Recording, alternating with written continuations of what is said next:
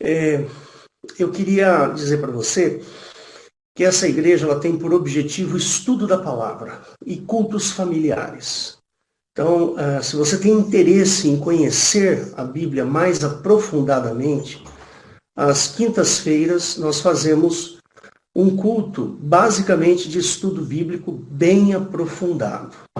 Às terças-feiras nós fazemos esse culto de estudo mais para o conhecimento das doutrinas bíblicas. E você então é o nosso convidado a participar. Queria agora que você fechasse os seus olhos um minutinho para que eu possa orar, para que Deus abençoe este momento, tá ok? Fecha seus olhos. Senhor Jesus, nós te agradecemos por tudo que o Senhor tem nos dado. E peço, Senhor Deus, que tu abençoes esta noite. E se alguém chegou aqui através do canal do YouTube, que o Senhor também o abençoe, abra-lhe o entendimento. Nós sabemos, Pai, que a verdade vem de Ti, somente de Ti. E eu peço também que o Senhor abençoe o pastor Valdo, que abra a boca dele e que da boca dele saia aquilo que o Senhor quer para a tua igreja. Nós abençoamos a vida dele em nome de Jesus. Amém. Então eu passo a palavra agora ao pastor Valdo. Por favor, Valdo, é com você.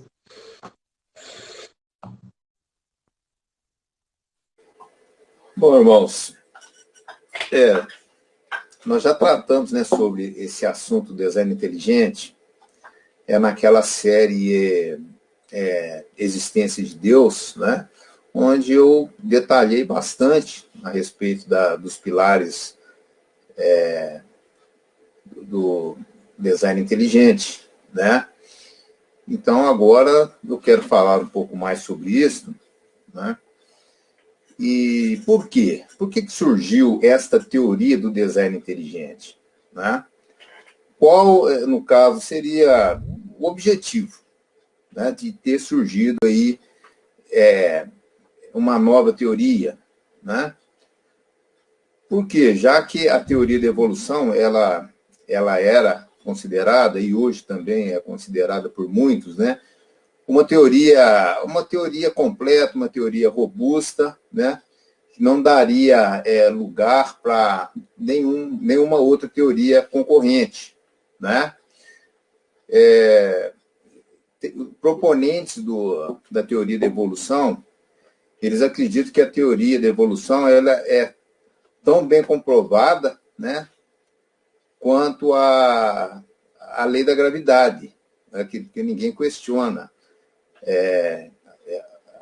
a lei da gravidade, né? Aquele que questionar a lei da gravidade, uma pessoa seria um terraplanista, né, assim dizer. Uma palavra que está muito aí na moda, né, os terraplanistas, né? Então, mas por que então surgiu essa teoria do design inteligente, né? Já que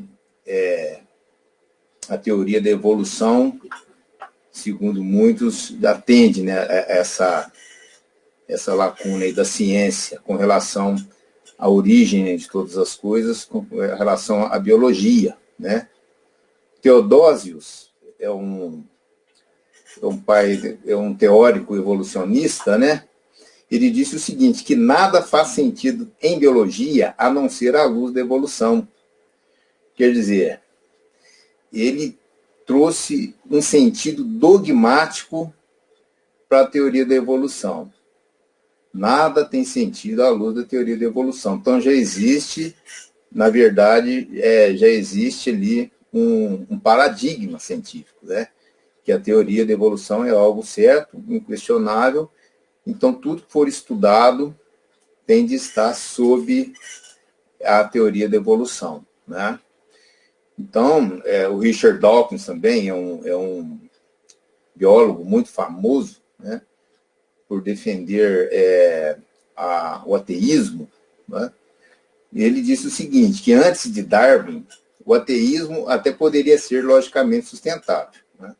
Só depois de Darwin que é possível ser, ele disse assim, que é possível ser um ateu intelectualmente satisfeito. Então, quando o Darwin o Charles Darwin, ele surgiu com essa teoria, que é a teoria da evolução, com o livro Origem das Espécies. Eu até tenho um livro aqui, vou mostrar para vocês, né? Este é o livro Origem das Espécies, que eu gosto de dizer o seguinte: não é um livro científico, tá? Aqui não existe nenhum estudo corroborado pela estatística, nada disso, tá? Método estatístico, um método científico, não. Tá? É o livro Teoria, que é, no caso, a Origem das Espécies, né? Então, ou seja, então vocês notam que muitos cientistas têm essa teoria como um verdadeiro, realmente, dogma. E dogma não cabe dentro da ciência. A ciência é a busca da verdade, tá certo? A ciência estuda os eventos, né, que ocorrem através de métodos. Existem os métodos científicos para você estudar, né, e chegar numa determinada conclusão. Você não pode, nem ciência, você não pode ter uma conclusão pré-estabelecida. Isso pode até acontecer na filosofia e na religião, né? Religião, existem os dogmas ligados à religião, tá certo? Então, mas por quê? Então, como que de repente aparecem alguns loucos, né, com uma teoria conhecida como teoria do design inteligente, né? Então, inclusive, eu acho que é importante dizer que quando surgiu, né, a teoria da evolução, que foi essa teoria foi abraçada pelo estabelecimento científico, né, que muitos proponentes do design inteligente, eles costumam dizer o seguinte, que houve um verdadeiro pacto, né, do estabelecimento científico, não da ciência, do estabelecimento científico, né, com o naturalismo filosófico, né? Então, houve esse verdadeiro pacto. Tá? Então, e a partir disso daí, o método científico que é utilizado, né, para você poder, que é válido dentro da academia, inclusive, para que haja algum tipo de publicação nos anais científicos, né? No caso, veja bem, você tem que comprovar tudo através do materialismo metodológico, tá certo? Até tem um grande pensador, filósofo, né, que é o Olavo de Carvalho. Ele falou algo que eu achei interessante, que a ciência hoje deveria chamar-se conhecimento experimental materialista, né? Ou seja, é um conhecimento experimental materialista. Então, você procura, de alguma forma, explicar tudo, né, na ótica do materialismo, tá certo? Quer dizer, você tem que encontrar uma explicação material para tudo. Se você não conseguiu chegar numa determinada conclusão, né, que aquilo aparentemente é algo que foge do arcabouço teórico do materialismo, né, você tem que tentar novamente. Tá? Você que está errado. Então, o que tem acontecido? Os estudos científicos, eles têm sido feitos de uma forma correta, tá certo? Os métodos usados, né, você tem que passar pela análise estatística, né? Aí, dependendo do tipo de experimento que você está fazendo, você usa o modelo Q quadrado, para você, a genética, você usa muito o Q quadrado dentro da estatística, para você comprovar, né, um determinado um determinado objeto de estudo, né? Tem também você usa o student, né, para chegar também naqueles graus que você usa na estatística, né, de probabilístico. Então, não quer dizer que a ciência ela age de uma forma errada, não. Os estudos científicos, eles são corretos, você comprova através da estatística, né, que nos dá um grau de confiabilidade muito alto, né, muito, muito alto mesmo, né. O problema está na conclusão dos estudos dentro da biologia, né? Porque a conclusão, eles procuram direcionar, levar essa conclusão tudo dentro daquilo que a teoria da evolução colocou como algo certo, né?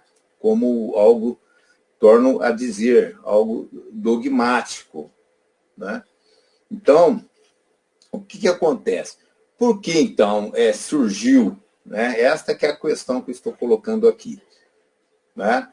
Por que, então, surgiu essa teoria do design inteligente? Tá certo? Né? Por quê? Seria que veio esta teoria para agradar os cristãos, né? Porque poucos são os cristãos que conciliam a teoria da evolução com a Bíblia, né? Porque nós cristãos, temos como regra de fé e prática a Bíblia, né? Então, não existe já ali algo, né, pré-estabelecido. Então, nada tem sentido a não ser a luz da palavra de Deus, né? Não a luz de alguma teoria, mas a luz da palavra de Deus, tá certo? Então, agora, a teoria da evolução, o próprio Charles Darwin, ele disse o seguinte, que não tem sentido nenhum você colocar Deus na teoria dele, né?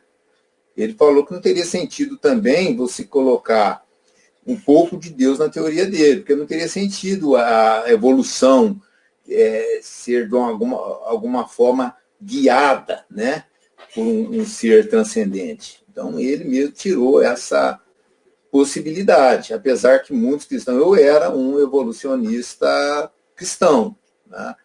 Eu sou formado em engenharia florestal, tenho 3 cursos de pós-graduação, né? Alguns desses cursos que eu tenho de sistemas florestais, eu estudei muito genética, né?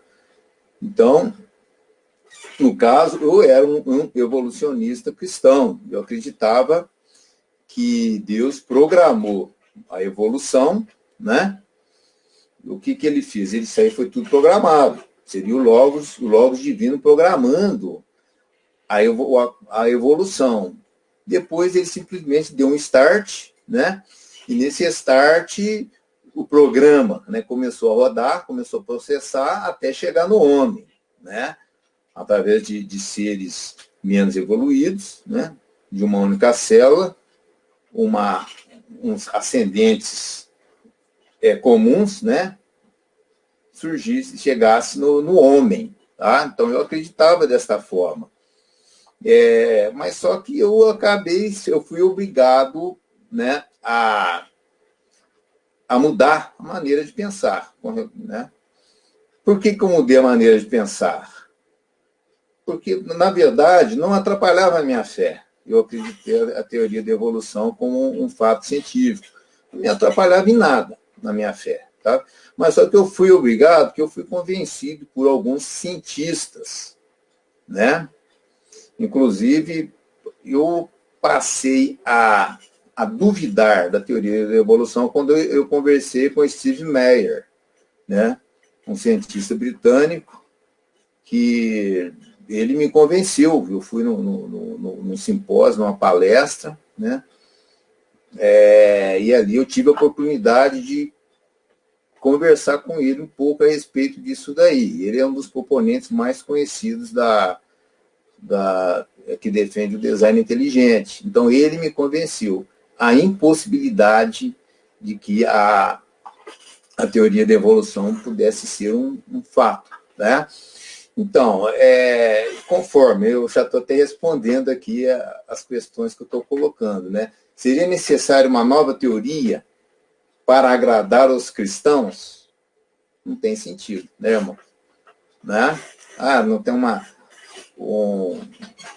uma classe, vamos dizer assim, de pessoas, um grupo, né? Tem um grupo de pessoas que não acreditam, né, na teoria da evolução. Então, vamos criar uma teoria para agradá-los. Isso não tem o menor sentido, né?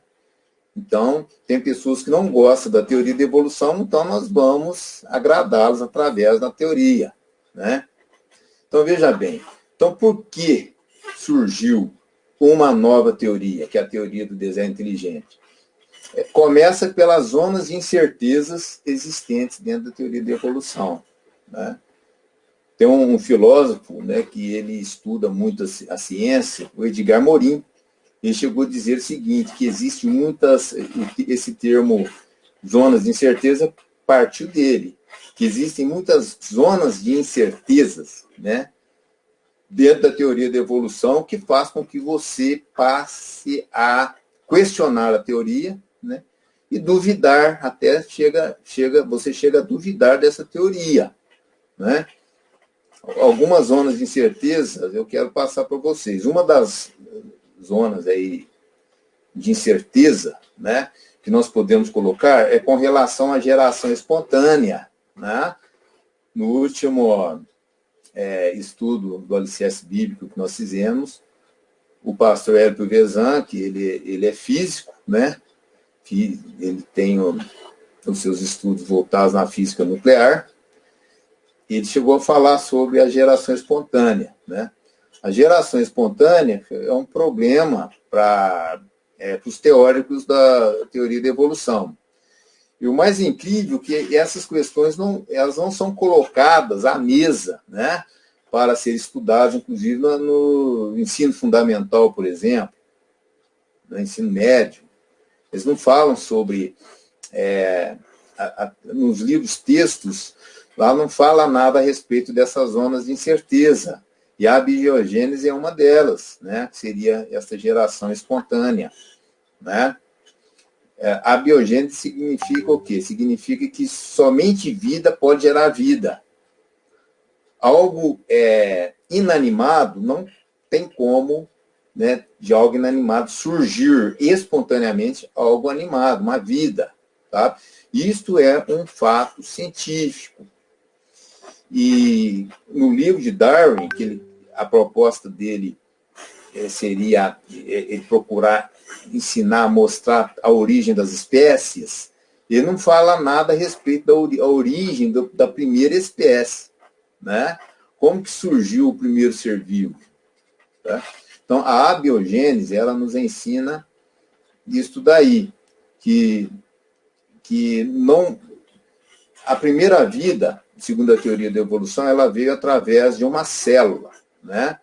Uma célula muito simples, através de uma sopa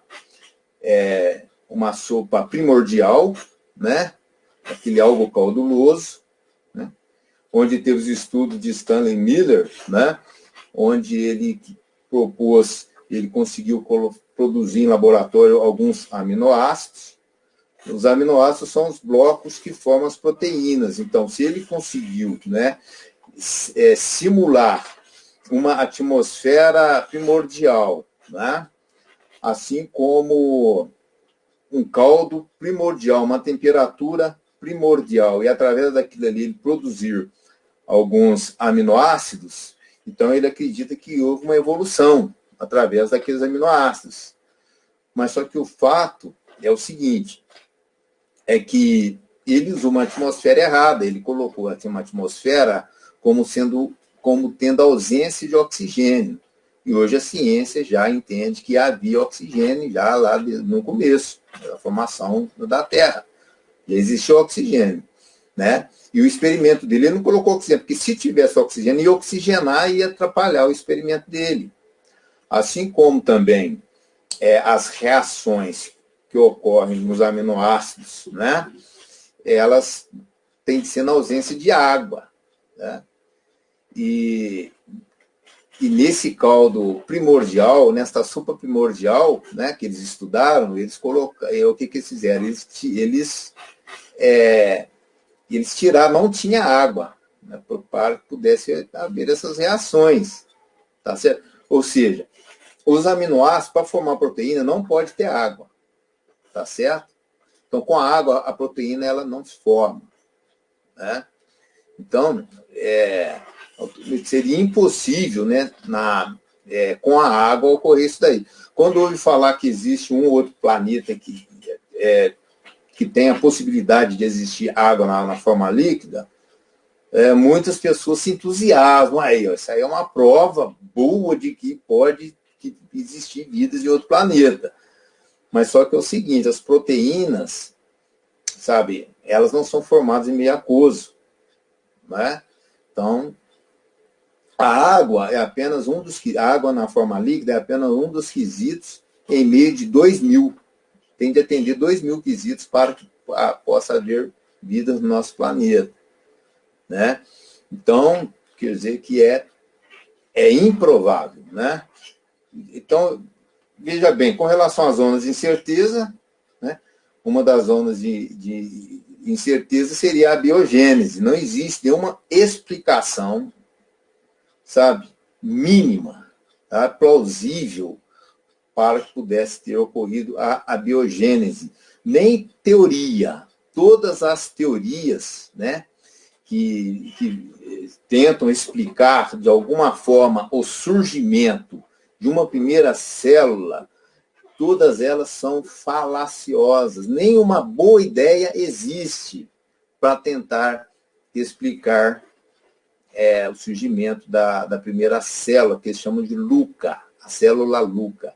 Isso daí é algo, sabe, que não existe sequer. Eles falam, né, os cientistas, né, que passam a vida inteira estudando isso daí, eles falam do mundo do RNA, né, que é através do RNA, mas só que já foi comprovado, né, que o RNA ele é pouco estável, sabe?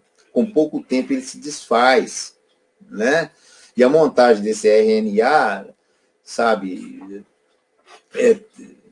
tem que ter, sabe, algo para estar montando isso daí. Então, o mundo do RNA, que é o mais aceito no meio acadêmico, já é comprovado falacioso. É uma ideia absurda. Quem diz isso daí são os bioquímicos e os químicos, né?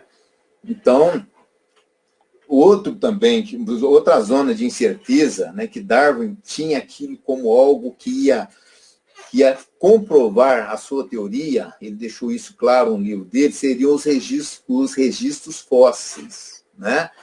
Através dos registros fósseis, né, você teria a comprovação, era uma questão de tempo, aqueles elos conhecidos como os elos perdidos, né? E esses elos seriam todos encontrados com abundância nos registros fósseis. Isso daí foi o que Darwin disse. Charles Darwin ele deixou isso aí muito claro, que os registros fósseis ia comprovar a sua teoria. Tá? Mas só que o fato é o seguinte, que as descobertas, né, relacionadas aos registros fósseis, eles não corroboraram com a teoria da evolução. Tá? Por quê que não corroboraram? Por quê? Por causa, eles descobriram que aquilo que é conhecido cientificamente como explosão cambriana. Né?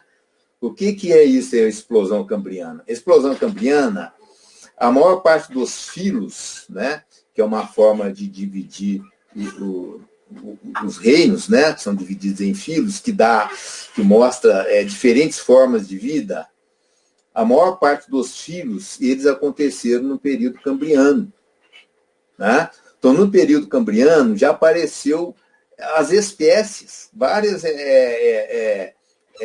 filos, né? Com uma complexidade muito grande. E que no período pré-cambriano, que foi descobrido no pré-cambriano, não daria tempo suficiente, né? Através pelos processos da teoria da evolução, que tem que ser processos lentos, graduais, né?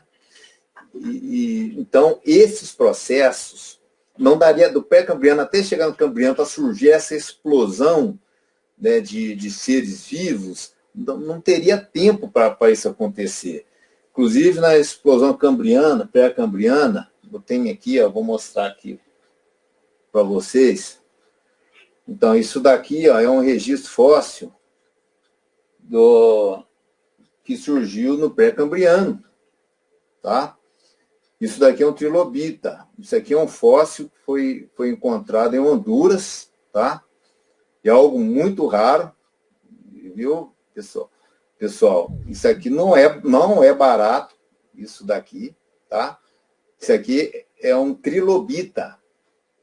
Os olhos aqui do trilobita, sabe, eles já foram formados, sabe, é uma complexidade de lentes, sabe, que seria impossível por processos darwinianos surgir um trilobita desse. Isso aqui foi encontrado no pré-cambriano, tá vendo? E esse que está na minha mão aqui é uma réplica, tá? Não é original, não. É uma réplica de um trilobita que foi encontrado no pré-cambriano, em Honduras, né? Então, veja bem. Então, quer dizer que o Seixas Fósseis também é uma zona de incerteza que corrobora contra a teoria da evolução. Tá certo? Então, veja bem. Posso falar? Pois não, pastor. Desculpa. Eu já estava preocupado aqui desse trilobita aí ser verdadeiro. Ainda bem que você falou. Que é só uma réplica, né? É uma réplica. Tá certo. Mas deixa eu só pontuar uma coisinha que eu até falei isso na minha preleção da semana passada, a respeito de suposições que algumas pessoas aceitam determinadas suposições como fatos. Né?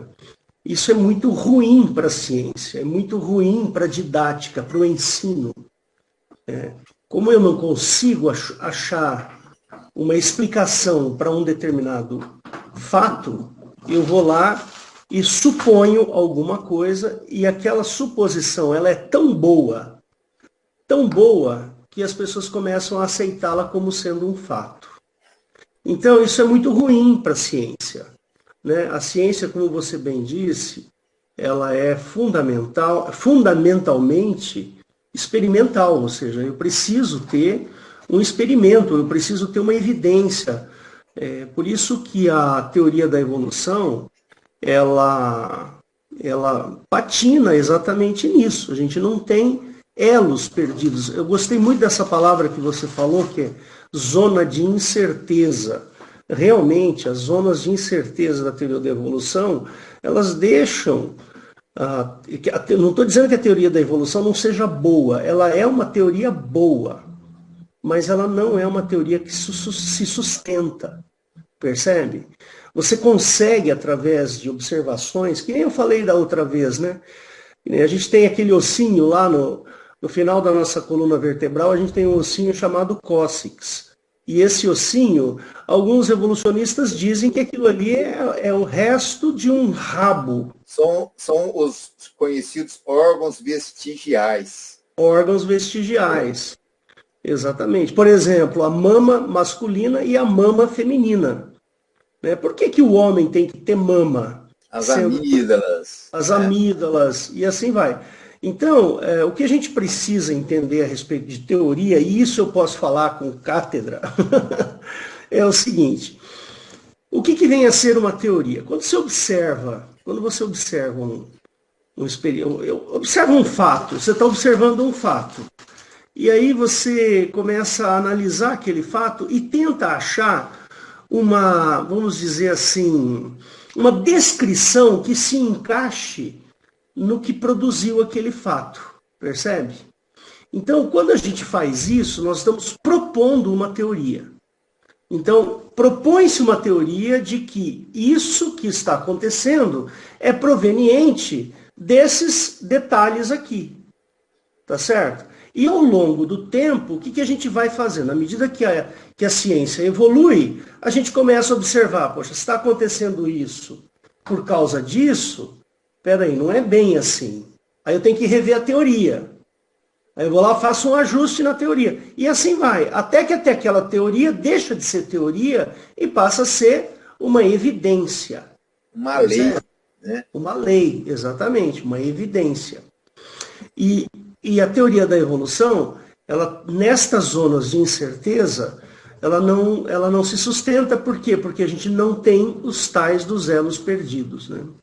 Tá bom? Eu queria falar só isso porque A gente tem que considerar que a ciência, ela não é uma coisa fechada, a ciência não está pronta.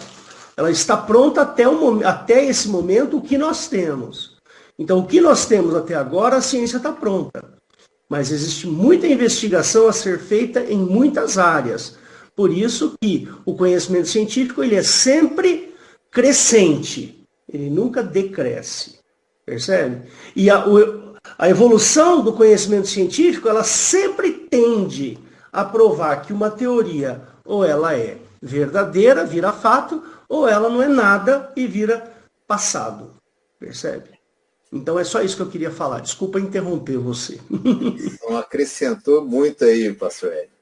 É sempre bom estar ouvindo aí a sua voz. Então, irmãos, com relação ao registro fóssil, né? Tem um grande paleontólogo, que é o Stephen Jay Gould, né? Ele é muito conhecido no meio acadêmico, né? Muito respeitado, e ele percebeu e ele veio com uma teoria do equilíbrio pontuado, né? Essa teoria do equilíbrio pontuado é sempre bom quando eles começam a enxertar, né, outras teorias, né, para tentar explicar a teoria da evolução, porque com isso daí eles acabam demonstrando a improbabilidade do que foi descoberto. Tá?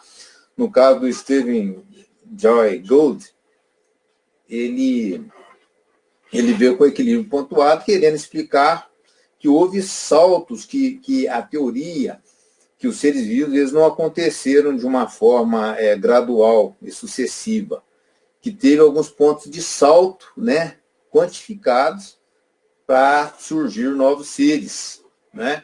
Mas isso daí acaba contradizendo a própria teoria, e os teóricos da teoria da evolução, eles questionaram esse equilíbrio pontuado.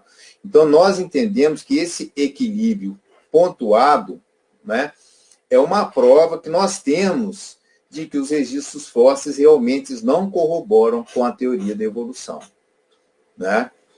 Então, outra questão ligada às zonas de incerteza também é com relação à própria seleção natural, né?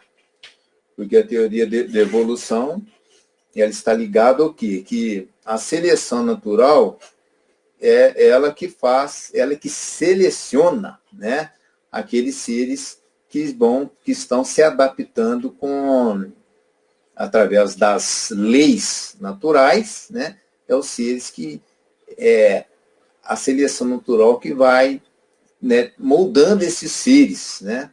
Que vai deixando esses seres se tornarem cada vez mais complexos, tá? Mas só que a seleção natural, ela é que fala, que é o pilar, vamos dizer assim, né, além da abiogênese, né, o pilar da teoria, que mostra que esta seleção natural ela acontece através de processos lentos, né? Então, é onde vem o tempo, tudo é possível quando você dá um tempo para que ele possa acontecer, né? Nós que somos críticos da teoria, nós dizemos que é o são-tempo, que o tempo ele faz milagres, né? Dentro da teoria da evolução. Então, por processos lentos, graduais, né? E sucessivos, né, isso é o que a seleção natural faz, né? Então, veja bem, né? Eu vou dar um exemplo do São Tempo. Às vezes a pessoa chega e fala, se um peixe vários peixes começam a pular de um aquário, não vamos falar do surgimento do morcego, né? Os ratos, eles começaram a proliferar demais nas partes, né, no solo, e começou a faltar alimento no solo. Aí eles começaram a subir nas árvores, os ratos. Começaram a subir nas árvores, subir na árvore. E começaram a comer frutas lá da árvore, só que eles começaram a cair demais na árvore, até que, né, cair, ele vai transformar no morcego. Aí transforma no morcego e sai voando. Né? A pessoa fala, mas isso é impossível, né? Mas e se isso aí acontecer em bilhões de anos? Ah, não. Aí é possível acontecer. Aí pode ser que... Sabe, irmãos? Então, eles usam o tempo para procurar explicar todas as coisas. Quando, né, o que acontece é o seguinte, né? Quando nós apresentamos as zonas de incerteza para os teóricos da teoria da evolução, nós mostramos as zonas de incerteza, as respostas que nós temos de imediato é o seguinte, é que nós estamos com o argumento da ignorância. Né? Então, eles falam o seguinte, olha, é o seguinte, tá certo, tudo bem, não tem as lacunas, mas isso daí está faltando mais estudo. É que os cientistas, sabe, academistas, só tem preguiçosos. Né? Deve tirar os traseiros o Richard Dawkins que gosta de falar isso. Deve tirar os traseiros das cadeiras e ir pesquisar. Né? É porque ainda a ciência ainda não conseguiu atapar essas lacunas, né? Porque por preguiça. Né? Você tem que sair, tem que pesquisar, porque elas vão aparecer. Tá certo? Quer dizer, isso daí na religião chama-se fé, né? Você tem que crer que vai acontecer, que o impossível vai acontecer, né? Isso é admissível dentro da religião. Mas tudo bem. Então eles falam isso daí. Não, esse argumento de vocês, e vocês estão com o argumento do God of the Gaps, né? God of the Gaps, que eles falam. O que quer dizer isso aí? Deus das lacunas. Né? Então, aquilo que a ciência ainda não comprovou, vocês estão querendo colocar Deus. Então, o argumento deles é esse daí.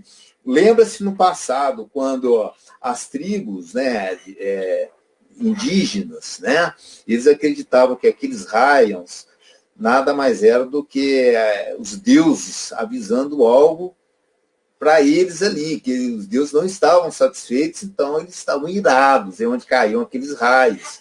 Né? Então, hoje a ciência comprovou que eles deu um raio, né? Como que o raio acontece, porque eles não conheciam e colocavam Deus nas lacunas, né? no desconhecido. Então, eles argumentam isso daí, sabe? Eles falam, não, isso aí é um apelo à ignorância. Não, se os registros fósseis não corroboram, porque ainda está faltando pesquisar mais, tem que correr mais, tem que escavar mais, né? Tem que procurar mais. Tá? Assim como a biogênese ainda não tem uma explicação plausível, não, porque tem que pesquisar mais. Tá? Então, é onde nós até dizemos o seguinte, né? contrapondo este argumento aí do God of the Gaps aí, né? Deus das lacunas. Nós falamos do tempo das lacunas. Então, tudo para eles que não tem explicação científica, eles atribuem ao tempo. Não, com bilhões de anos, isso daí vai acontecer. Tem um cientista que é o Marcos Eberlin, né, um cientista brasileiro, sabe? Ele disse o seguinte, não, isso daí não tem sentido. Se você sobe no monte mais alto, no pico mais alto aqui da Terra, e quer chegar até a Lua, se você chegar ali naquele pico e começar a pular, você pode ficar 1 bilhão de anos, você nunca vai chegar até a Lua, né? Então, isso daí, né, é inquestionável. Então, é onde eles argumentam dessa forma. Mas só que é o seguinte, veja bem, a teoria do design inteligente, nós falamos das zonas de incerteza. Mas só que a teoria do design inteligente, eles argumentam, não é dentro daquilo que nós não conhecemos. Nós não conhecemos, então é um ser inteligente que estava envolvido. Não. Né? A inferência, tá? Nós inferimos um design dentro daquilo que nós conhecemos. Né? Tá certo? É dentro daquilo que nós conhecemos. Então, os argumentos contra a teoria da evolução é o que eu coloquei como sendo as zonas de incerteza. Agora, o mais importante são os argumentos a favor, né? Então, o que acontece? Surgiu a teoria do design inteligente, por quê? Porque a teoria da evolução deu lugar para essa nova teoria, né? Porque são mais de 150 anos, né, de estudos que a teoria da evolução está aí vigente, e até hoje os mesmos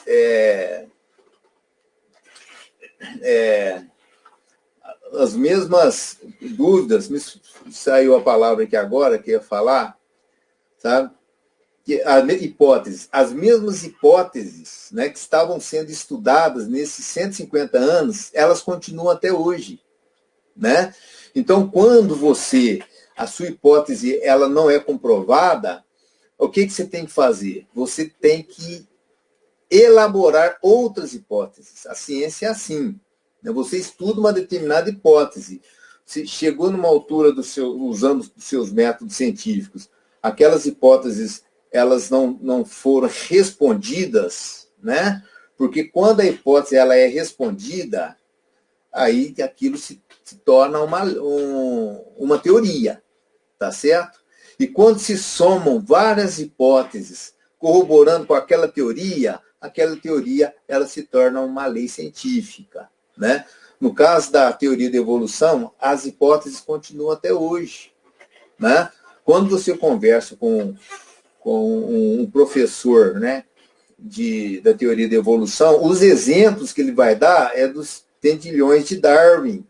São os mesmos que o Darwin usou lá no passado, do pavão, sabe? Os mesmos. Quer dizer que não tem nada de novo que surgiu durante esses 150 anos. Então, o que a ciência teria que fazer? Abandonar essa hipótese, né? Por isso que deu lugar para a teoria do design inteligente. Agora, com relação aos argumentos a favor do design inteligente, aí é onde nós podemos dizer que a teoria da evolução ela foi refutada, né? Ela foi refutada.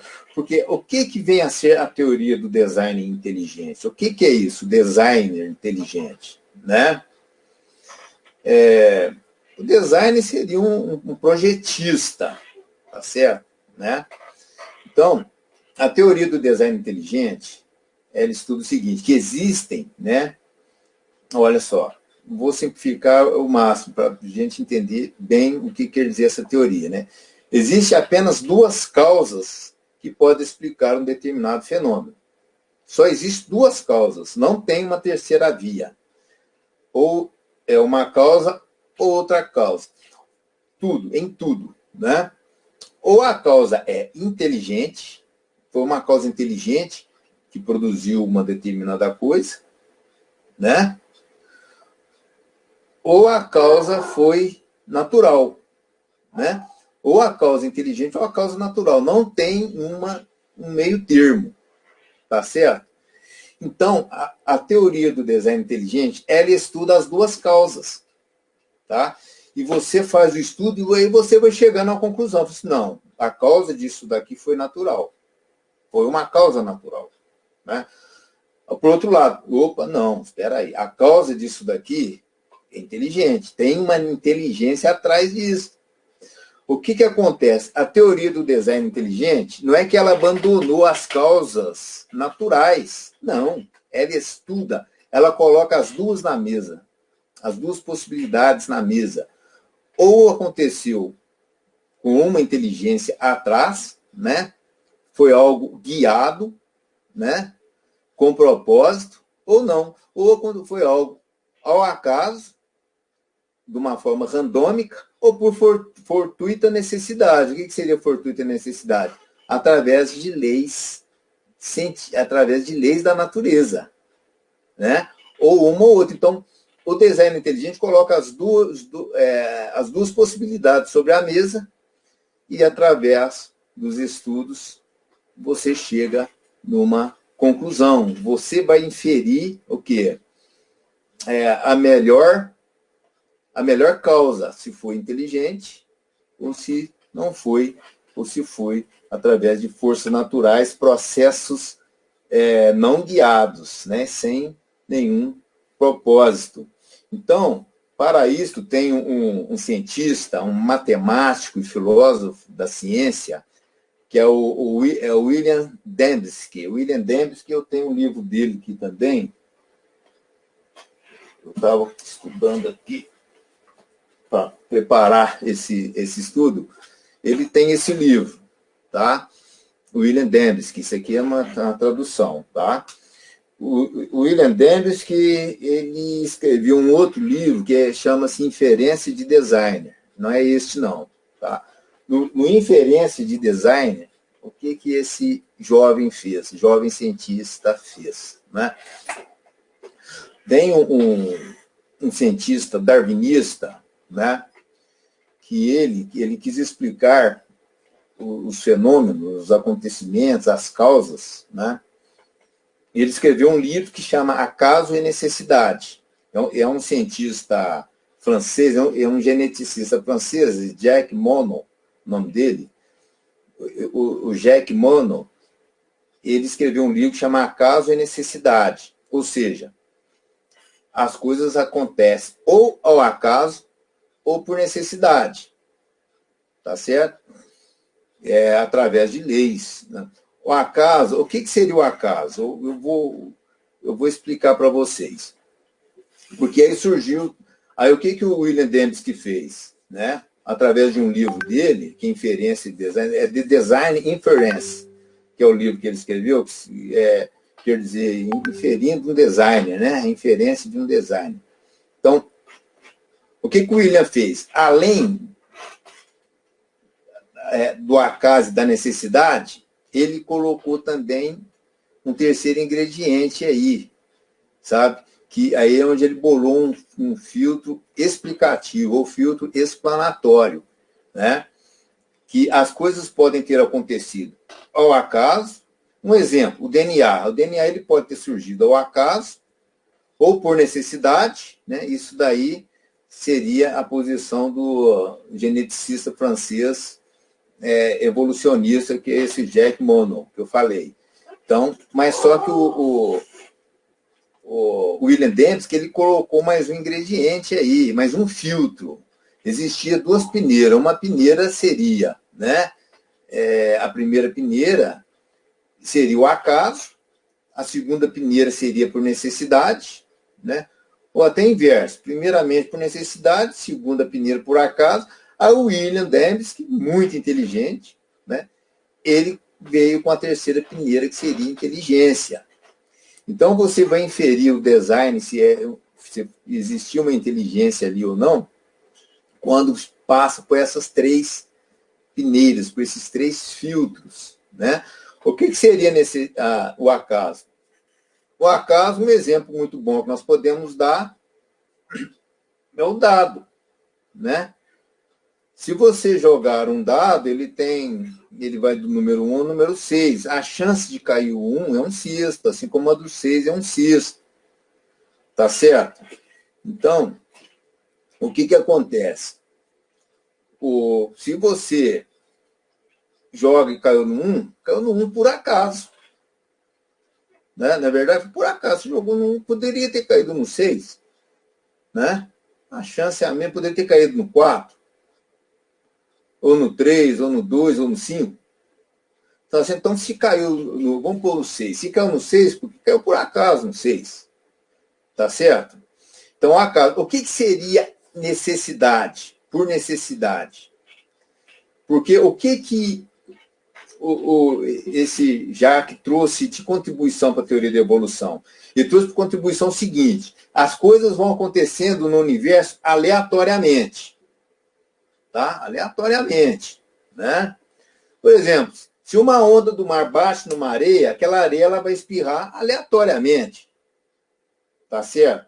Se você chega lá no mar, numa praia, e viu um monte de areia, sabe? Você viu um monte de areia separada. Aí você vai olhar, quem colocou aquele monte de areia ali? Né?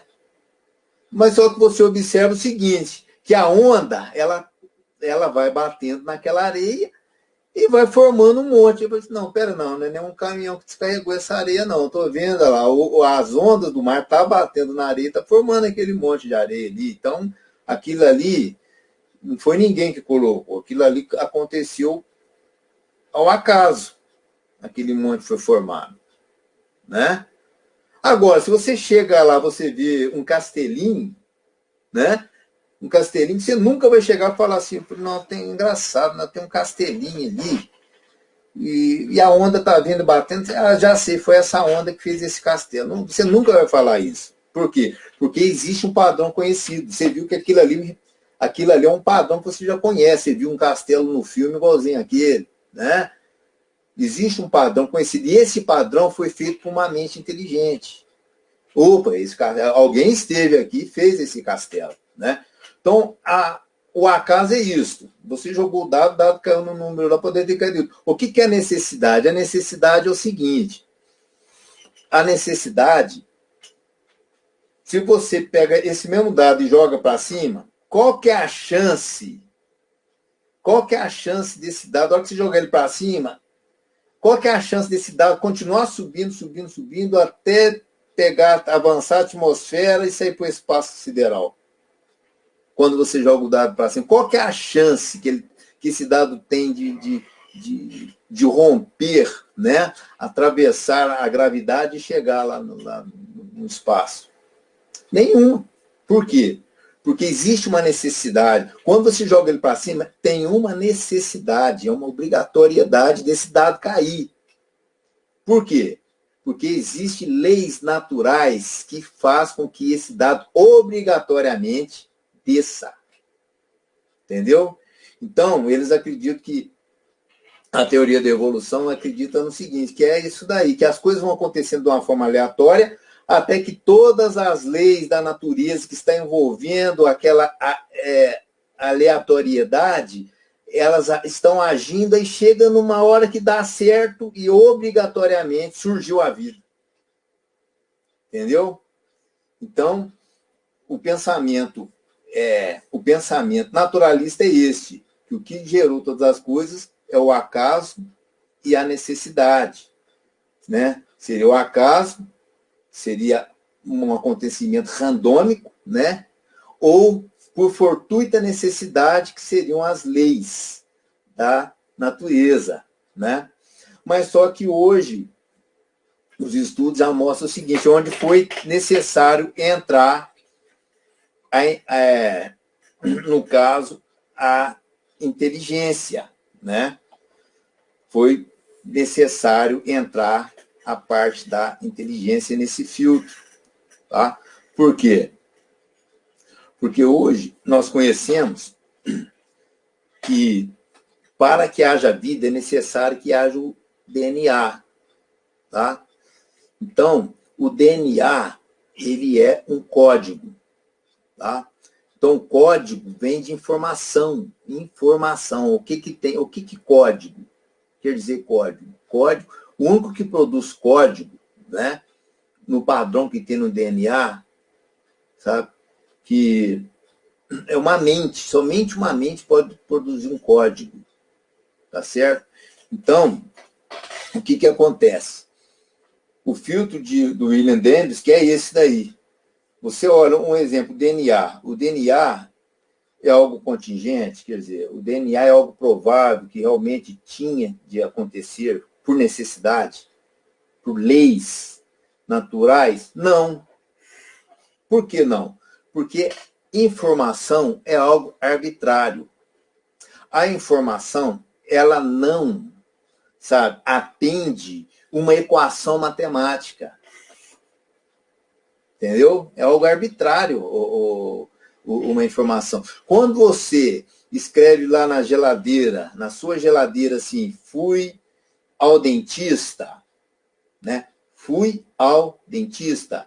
Você colou lá na geladeira, então vamos supor que você tem ali umas letrinhas para você fazer esses arranjos para deixar um aviso para alguém. Aí você pega aquele imãzinho com cada letra, o F, né? O U, I, fui, né, ao dentista e cola na geladeira. né? E você tem um gatinho em casa, igual eu tenho aqui, eu tenho 2 gatinhas aqui. Aí, de repente, você nunca vai chegar a olhar para aquela geladeira e falar assim, ué, as gatinhas começaram a brincar com essas pecinhas e formou aqui, ó, fui ao dentista. Aí, coincidentemente, né, o meu filho foi ao dentista. Ó, né?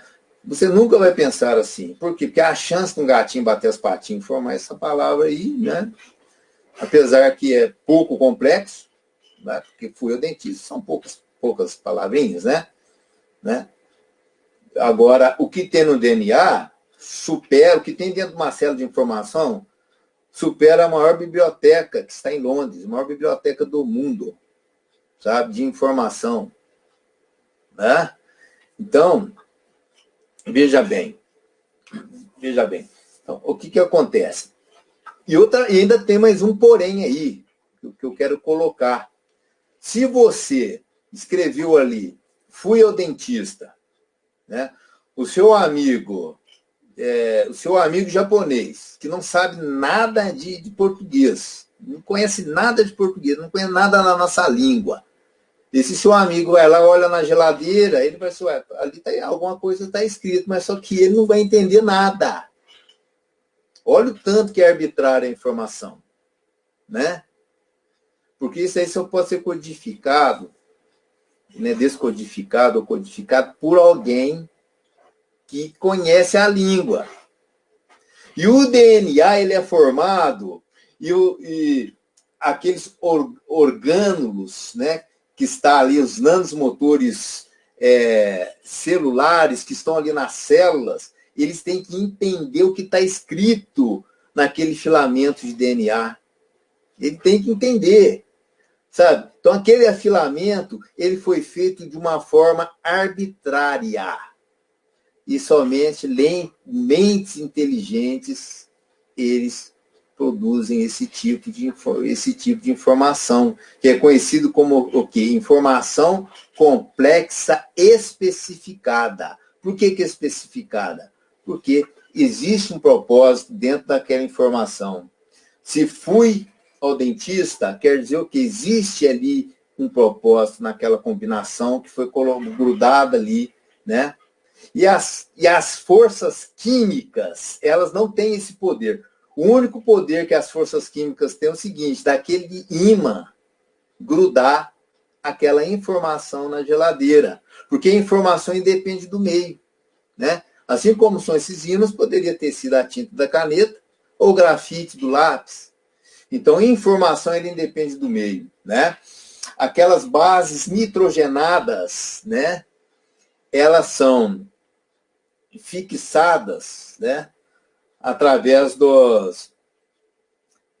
daqueles componentes químicos que vai ali, que quimicamente elas se unem, mas elas estão ali somente para segurar a informação que está dentro das 4 bases nitrogenadas. Mas a informação é algo que vem de mente, que é algo transcendente, né? É algo transcendente. Então, meus irmãos, o que o William Dembski fez? O William Dembski, ele fez esse filtro. Então, nesse filtro, a primeira coisa que você observa é se aquele determinado evento, o DNA, por exemplo, o DNA, ele é contingente ou não é contingente? O DNA, ele é contingente, sim, né? O que quer dizer contingente, né? Contingente é uma eventualidade, é um acaso, né? Um acontecimento que tem como fundamento a incerteza, né? É a incerteza de que pode ou não acontecer, tá? Então, é algo que aconteceu arbitrariamente, então ele é contingente, sim. Então, o DNA sendo contingente, ele vai passar para o segundo filtro, que é complexo. O DNA é complexo ou não é complexo? Se o DNA não for complexo, é porque é algo que aconteceu ao acaso. Mas é complexo. O DNA é talvez o que nós temos mais complexo no universo, é o DNA. Né? Aí vem para o terceiro filtro de William Dembski. É especificado? Tem um propósito? É claro que tem um propósito do DNA, que é de construir tudo que existe em termos de biologia, né? De vida. Tudo está no DNA, no filamento do DNA. Toda a informação de um ser humano está no DNA, que está lá nos cromossomos, né? Toda a informação que é necessária para que produzir. E outra coisa também, já estou encerrando, meus irmãos, que eu quero dizer com relação ao DNA, existe um overlap no DNA. O que quer dizer isso? Tá? Eu vou explicar para vocês, irmãos, o nível de inteligência que existe, que está no DNA. Tá? Quem fez o DNA é um ser extremamente inteligente, né? O nível de inteligência que está no DNA, eu vou explicar para vocês. Eu vou pedir para o pastor Hélio, né, escrever um livro. Né? Pastor Hélio, sim? Pastor Hélio, escrever um livro, tá? Tudo bem, pastor Hélio vai escrever um livro. Pastor Hélio, mas eu quero que você escreva um livro assim. Já estou terminando, tá? Eu quero que você escreva um livro da seguinte forma. Tá? Você vai escrever um livro sobre física. Tá? O que você estudou, aquilo que você entendeu, você vai expressar tudo aquilo, né, e registrar num livro. Tá? Aí você vai escrever um livro de 100 páginas, tá? Falando sobre a física. Tá? Mas só que eu quero que você faça o seguinte: quando você pula você lê a primeira palavra, tá? E vai pular a segunda palavra e lê a terceira palavra. Então, quando você lê uma palavra assim, outra não, uma palavra assim, outra não, uma palavra assim, outra não, vai dar um livro de romance, vai dar um romance. Eu quero que você bole um livro assim. Quando você lê ele completo, vai dar um livro de física. Mas quando você lê uma palavra sim, outra não, vai dar um livro de romance, vai dar um romance. E quando você lê uma linha assim, pula outra, uma linha assim, pula outra, vai dar um livro evangélico. Então, eu queria que você fizesse, pode ser de 100 páginas, né? Você escrever um livro dessa forma. É o que acontece com a informação que tem no DNA. Quando você pula uma das bases nitrogenadas, ela já vai construir outro tipo de proteína funcional. Entendeu?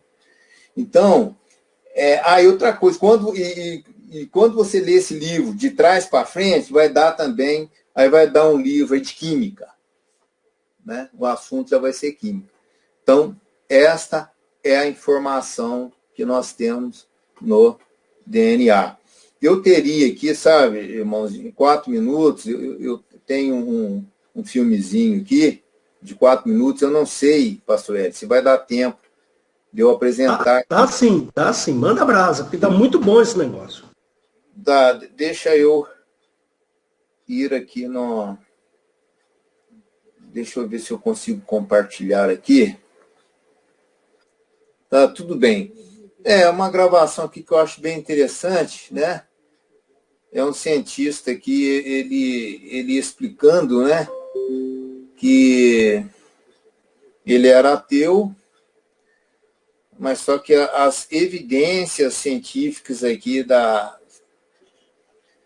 formação do universo, ele não teve outra saída a não ser acreditar, né, que realmente teve um ser, né, que fez tudo isso, e que esse ser ele bate muito com Deus bíblico, né? Então, só para encerrar, irmãos, o que eu quero falar do design inteligente é o seguinte: o design inteligente, ele é uma proposta científica. Por que ele é uma proposta científica? Porque ele usa de métodos científicos para explicar, ele usa de métodos científicos, ele não usa de textos bíblicos, né, para tentar explicar alguma coisa ligada com a Bíblia, mas sim ele vai dentro os argumentos são todos científicos. Usa dos mesmos métodos científicos, né? Conforme eu falei no começo, que a conclusão que eles chegam tem que estar de acordo com a teoria da evolução, mas as conclusões elas são equivocadas por causa desse esse paradigma, né, científico aí, que tem que estar tudo à luz da evolução. Então, o design inteligente, o que ele faz? Além dele, o que ele faz? Ele consegue dar novas conclusões, né, plausíveis dentro dos estudos já existentes. Né? Não quer dizer que a ciência está toda errada, que não é isso. Né? As interpretações aqui estão erradas. E ela fala de um design para aí. Né? Ela chega numa conclusão. Não, isso aqui é uma mente que produziu isso. Agora, que mente é esta? Né? Isso daí já entra no campo da filosofia e da teologia. Né? Então, é um ser transcendente que criou isso. Mas quem que é? São anjos que criaram, né? Então, chega nesse nível. Né? Tem a questão da panspermia, né? Que a panspermia também é um assumir de que o DNA é improvável ter surgido aqui na Terra. É impossível, né? É impossível ter surgido aqui na Terra um DNA, né? Por forças naturais. Né? Impossível. E por isso que aquele que descobriu, que é o Francis Crick, né? Que descobriu o DNA, né? Que foi brilhante esse cientista, né? Ele descobriu o DNA e ele mesmo falou assim, olha, gente, isso aí deve ter vindo do espaço. Né? Então, e o que quer dizer isso daí? Isso daí é um assumir, né, dos cientistas de que o darwinismo está errado, né, que a teoria da evolução está errada. Né? Então, veio dizer que ele transferiu para o espaço o problema. Ele não resolveu o problema, transferiu para outro lugar o problema. Né? Então, isso aí quer dizer o seguinte, meus irmãos, é que hoje Deus, a existência de Deus não é uma questão de fé. Né? Não é. A questão existência de Deus, irmãos, é uma conclusão que nós chegamos. Não é a premissa. Deus existe, então... Não, é uma conclusão. Hoje a ciência chega nessa conclusão da existência de Deus. Agora, com relação, né, irmãos, a concepção virginal de Jesus Cristo, né, com relação as coisas que o Senhor Jesus Cristo fez no nosso meio, né, que foram relatadas, isso é tudo uma questão de fé, né, pois sem fé é impossível agradar a Deus. Né? E fé, é claro, fé é firmada em fatos. Né? A nossa fé não é uma fé cega, tá certo? Assim como os darwinistas hoje, eles ficam esperando alguma solução para o DNA. Isso daí é uma fé cega. Porque é impossível, né, que não tenha uma mente inteligente atrás daquilo do DNA. Né? Assim como os outros pilares, né, que a complexidade redutiva, a antevidência também, que são outras peças aí do design inteligente. Então, eu queria, né, encerrar, né, passando para os irmãos, é o seguinte, que havia um tempo, irmãos, que, né, quando surgiu a teoria da evolução, muitos dos nossos jovens, eles se perderam, porque quando eles entraram na universidade, eles foram bombardeados através de uma falsa ciência. Né? Eles eram ridicularizados, né, quando eles falavam, né, demonstravam a fé deles no Evangelho. Né? Então, hoje, essa situação inverteu. Aquele que abraça o darwinismo, eles estão sustentados numa areia movediça, né, os seus princípios. E hoje nós sabemos, né, que todas as coisas corroboram mesmo para a existência, né, de Deus. Então, nós temos que, sabe, irmãos, eu acho que é muito importante nesse conhecimento, principalmente dos jovens, para que não que eles saiam ensinando sobre teoria do design inteligente, mas que eles não sejam enganados. Né? Existem vários casos onde pessoas falam assim, eu entrei para a universidade e perdi por completo a minha fé. Né? Por quê? Porque se firmaram numa falsa ciência, conforme já dizia me parece, eu não me lembro, não sei se é o Isaac Newton ou se é o Einstein, né, que ele dizia o seguinte: pouca ciência, quando você tem um pouco conhecimento científico, né, isso daí te leva ao ateísmo. Agora, o muito conhecimento científico te leva à existência de um Criador, né? Então, a palavra de Deus fala, né, que as coisas, né, pelas coisas criadas, nós entenderíamos a existência, né, de Deus, que ele se revelou até nas coisas que foram criadas. Então, eu gostaria de estar passando a palavra para o pastor Hélio, né? Avancei um pouco aí o tempo, o pastor Sem Hélio. problema, irmão. Eu vou só encerrar a gravação